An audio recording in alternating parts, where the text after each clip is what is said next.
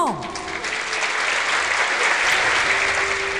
10年前，诗人迷失幽暗的钢琴，吞寄托上梦，变做一束一束星光辉度为日落上的经典切记。90年历史的学堂时沙，常常会磨黑的古调吟诗，有的位老人家还会吟唱。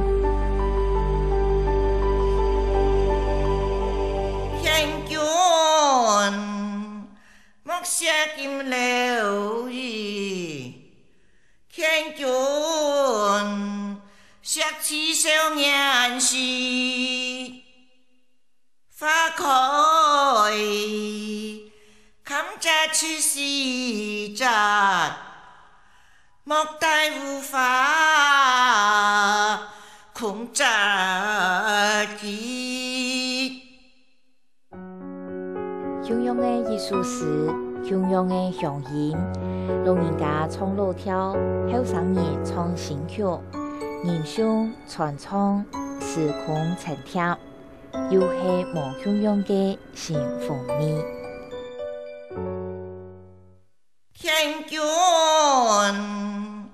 莫写金流语，天君写起少年时，花开堪摘去时节，莫待无法空摘记。